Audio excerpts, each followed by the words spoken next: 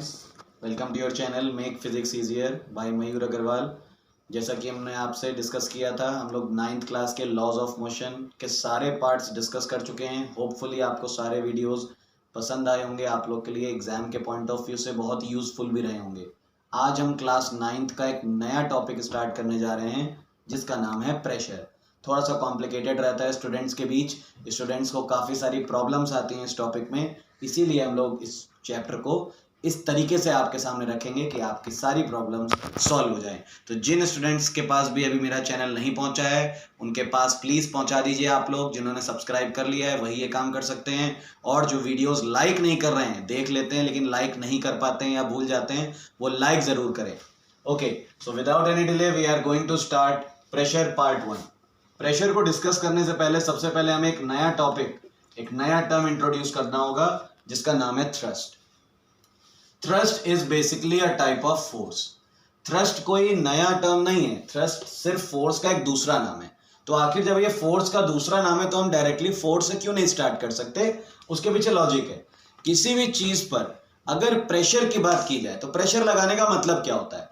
Pressure means उसे दबाना।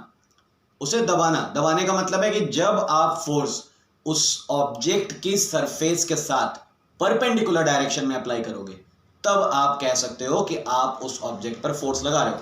जैसे आपके सामने टेबल रखी हुई है, टेबल को अगर आप शिफ्ट करना चाहते हो तो आप उस पर परपेंडिकुलर फोर्स नहीं लगाते हो, तब आप उसके पैरेलल फोर्स लगाते हो या किसी एंगल पर फोर्स लगाते हो। लेकिन अगर आप टेबल पर उसकी सरफेस के साथ परपेंडिकुलर फोर्स लगाने लगो फिर टेबल शिफ्ट नहीं होगी, तब आपसे कहा जाएगा कि you are applying some pressure on the table. So that is why this is a special force which can be called as normal। Normal का मतलब 90 डिग्री। जब हम किसी फोर्स को यूज करते हैं एज एन परपेंडिकुलर डायरेक्शन तब उस फोर्स का नाम हो जाता है थ्रस्ट। जब हम किसी फोर्स का यूज 90 डिग्री पर करते हैं, और 90 डिग्री किसके साथ? सरफेस के साथ। जैसे इस समय ये बोर्ड है, ये बोर्ड का जो प्लेन है, बोर्ड की सरफेस ये है। अगर मैं बोर्ड पर इस तरह से फोर्स अप्लाई कर रहा हूं, so this is the board and I am applying the pressure towards this side, so the angle between the board and the force applied by me is 90 degree। तो इस condition से क्या होगा? Board अपनी जगह नहीं चेंज करेगा, board पर प्रेशर अप्लाई होगा। सो प्रेशर के लिए सबसे जरूरी चीज जो है वो क्या है? Thrust. What is thrust? Thrust is basically a force which is acting on the surface normally or perpendicularly, that is called thrust। क्योंकि थ्रस्ट एक तरह का फोर्स है, इसलिए जो एसआई यूनिट फोर्स की होती है सेम एसआई यूनिट थ्रस्ट की भी होती है, न्यूटन। और जिस तरह फोर्स की हम लोग सीजीएस यूनिट पढ़ते हैं डाइन, उसी तरह थ्रस्ट की भी सीजीएस यूनिट डाइन होती है। So there is no change in unit. और अगर आपसे कोई पूछता है कि थ्रस्ट क्या है, सो जस्ट वन वर्ड में आप ये भी कह सकते हो, it is a special type of force. और जब आपको उसको पूरी तरह से एक्सप्लेन करना होगा, then you will say the force which is acting normally on the surface of an object, then the force is called thrust. Now we are going to start the definition of pressure. बहुत simple सी definition है pressure की। Thrust per unit area is called pressure. मतलब आप जो भी thrust apply कर रहे हो वो यूनिट एरिया। यूनिट एरिया का मतलब होता है, अगर आप एसआई यूनिट्स में बात करो तो 1 मीटर स्क्वायर।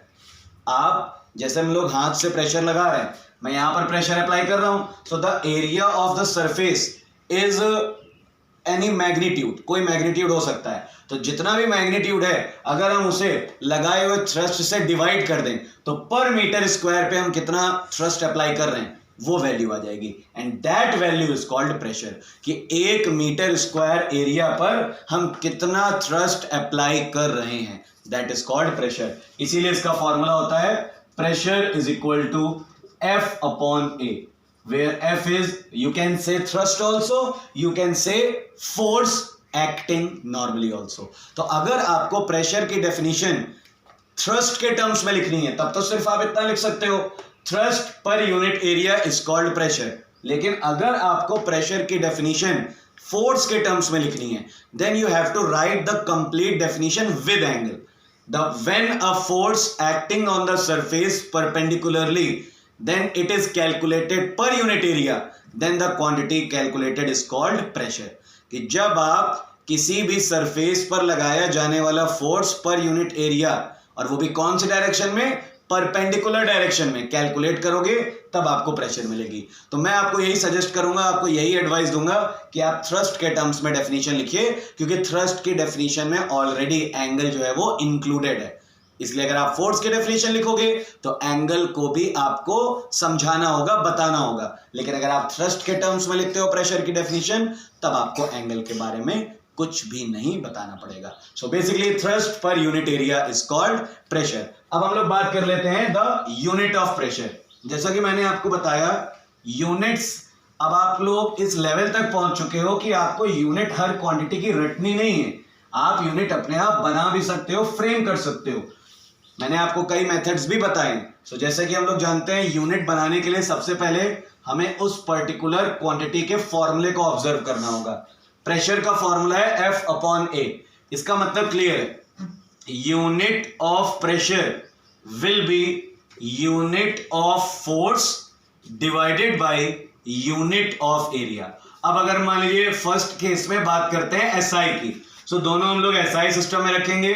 फोर्स की SI यूनिट होती है न्यूटन और एरिया की SI यूनिट होती है metre square. So the combined unit for pressure in SI system is Newton per meter square, because the concept of pressure is discovered by a scientist named Pascal. So for a memory of Pascal, Newton per meter square can be said as Pascal. और इसे लिखते कैसे हम, capital P और A. It is represented Pascal. और इसका ये हमेशा कैपिटल रहेगा, P कैपिटल रहेगा और A स्मॉल रहेगा. So this is the SI unit of pressure.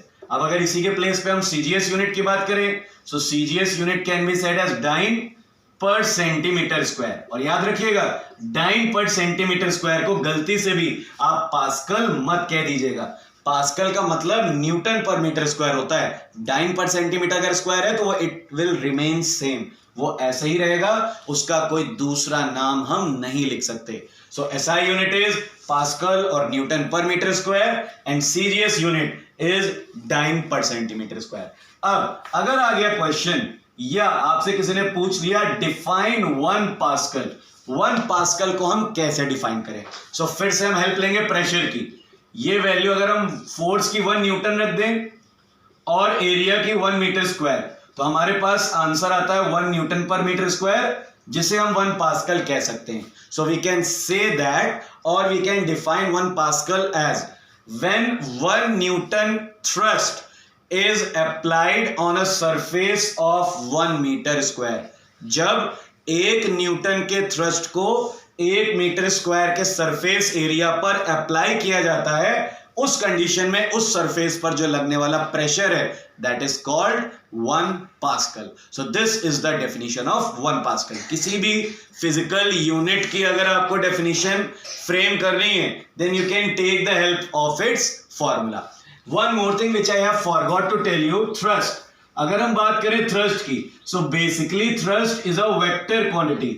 और अगर बात की जाए प्रेशर की, so pressure is basically a scalar quantity.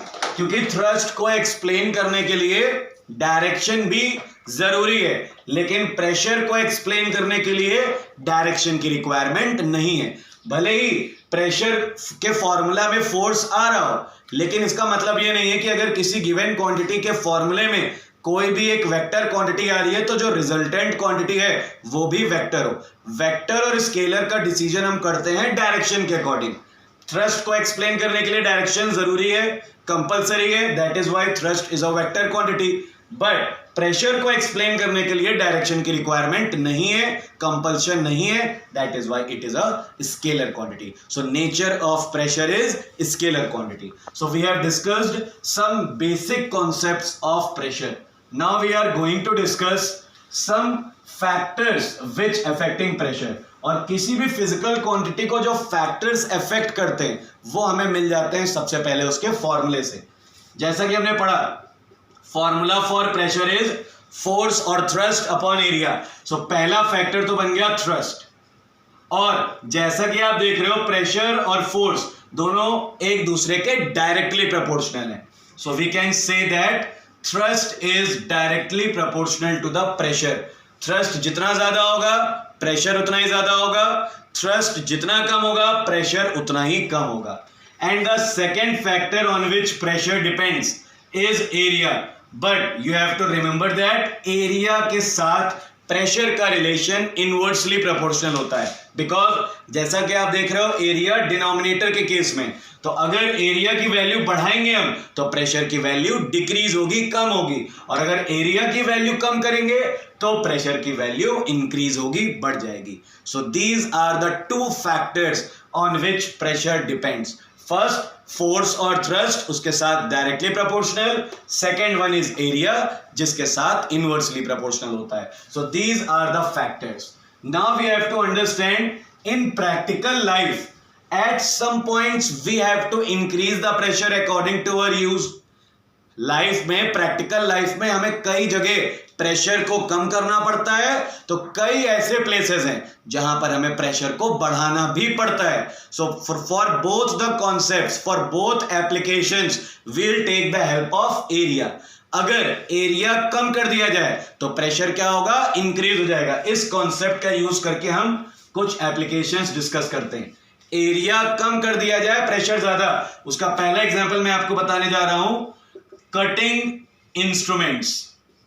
आप जितने भी कटिंग इंस्ट्रूमेंट्स देखते हो, कटिंग इंस्ट्रूमेंट्स में जैसे कि आपका नाइफ, सिजर्स, ये जितने भी हमारे एपरेटस, जितने भी हमारे ये इंस्ट्रूमेंट्स हैं, दे हैव शार्प एजेस. इन सभी के जो एजेस होते हैं they are very sharp. Why?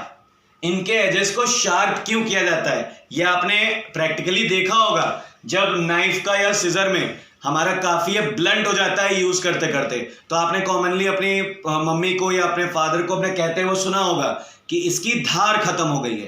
धार खत्म होने का मतलब क्या है, it has become blunt now. Blunt is the opposite of sharp. तो जब तक नाइफ और सिजर शार्प रहता है तब तक वो अच्छे से वर्क करता है, और जब वो ब्लंट हो जाता है तब वो अच्छे से वर्क नहीं कर पाता. क्या लॉजिक है इसके पीछे? The logic is of pressure. कैसे एक्सप्लेन करेंगे? देखिए, जैसा कि हमने पढ़ा, pressure is inversely proportional to the area of the surface. Knife का काम क्या है, वेजिटेबल्स को कट करना. सिजर का काम क्या है, पेपर को या चीजों को कट करना. अब कट करने के लिए जब आप उस इंस्ट्रूमेंट से फोर्स लगाओगे तभी वो इंस्ट्रूमेंट उस पर्टिकुलर ऑब्जेक्ट के ऊपर प्रेशर अप्लाई करेगा.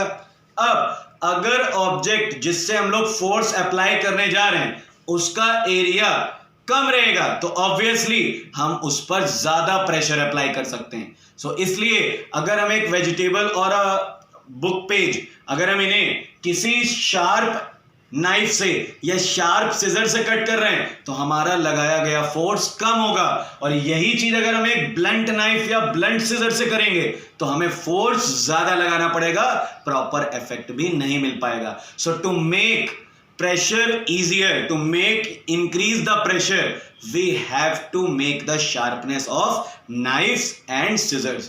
जितना ज्यादा sharpness होगी, कम से कम फोर्स में उतना ही ज्यादा हमें वर्किंग मिल जाएगी, और जितना ज्यादा शार्पनेस कम होती जाएगी area of contact will increases, और जब एरिया ऑफ कांटेक्ट इंक्रीज हो जाएगा pressure will automatically decreases. So this is the concept behind the cutting instruments.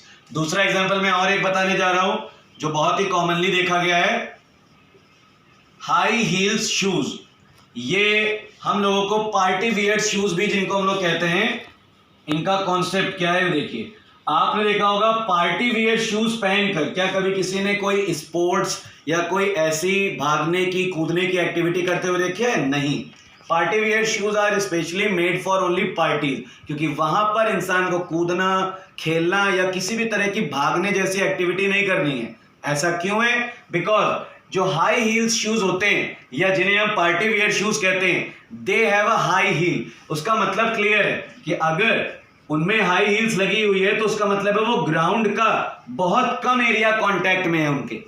High heels का मतलब यही हुआ कि उसमें जो हील यूज की जा रही है उसका एरिया बहुत कम है, तो ग्राउंड से बहुत कम एरिया कांटेक्ट में आ रहा है, और जब ग्राउंड से कांटेक्ट में एरिया कम आएगा तो जो पैरों पर प्रेशर अप्लाई होगा उसकी वैल्यू बहुत ज्यादा हो जाएगी। इसीलिए ये हम लोगों को कहा जाता है, प्रेफर किया जाता है या एडवाइस दी जाती है कि जिनके भी पैरों में प्रॉब्लम है या पैरों में स्वेलिंग अक्सर आ जाती है वो फ्लैट शूज का ज्यादा से ज्यादा यूज करें, क्योंकि फ्लैट शूज जब आप यूज करते हो तो वो ग्राउंड सरफेस का ज्यादा से ज्यादा एरिया कवर करते हैं, और जितना ज्यादा एरिया होगा large area will provide less pressure, ये ध्यान रखिएगा।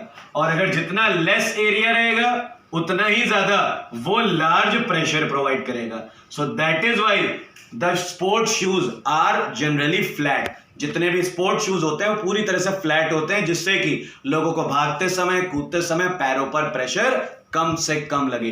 दीज आर द और बहुत सारे ऐसे एग्जांपल्स हैं, like we use camel in deserts, same reason, क्योंकि उसके जो पैर होते हैं बहुत ही ज्यादा फ्लैट होते हैं और एरिया उनका बहुत ज्यादा होता है, जिस वजह से वो सैंड पर सरफेस, जो सरफेस ऑफ सैंड है उस पर प्रेशर कम से कम अप्लाई करें। अगर कैमल की जगह हॉर्स हम लोग सैंड में यूज करेंगे, then we can say that the legs of horse can be sink inside the sand because the surface area of the foot of horse is very less।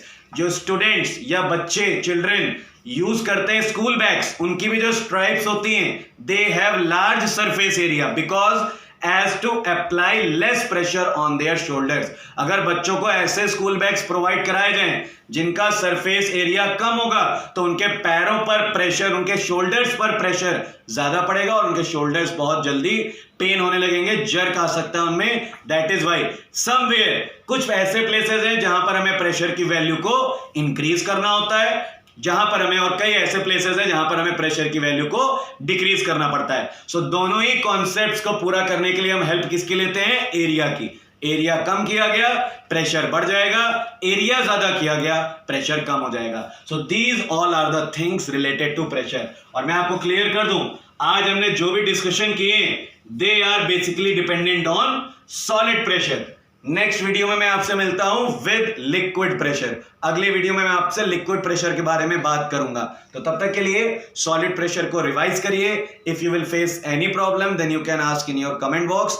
जिन बच्चों ने अभी तक सब्सक्राइब नहीं किया है सब्सक्राइब करें। जो बच्चे लाइक करना भूल जा रहे हैं या जबरदस्ती लाइक नहीं कर रहे हैं उनसे यही रिक्वेस्ट है कि अगर वीडियो उन्हें पसंद आ रहे हैं तो लाइक करें, और जहां नहीं पसंद आ रहे हैं वो क्यों नहीं आ रहे हैं प्लीज मुझे रिकमेंड करें कमेंट बॉक्स में, जिससे कि मैं आपकी उस प्रॉब्लम को सॉर्ट आउट कर सकूं।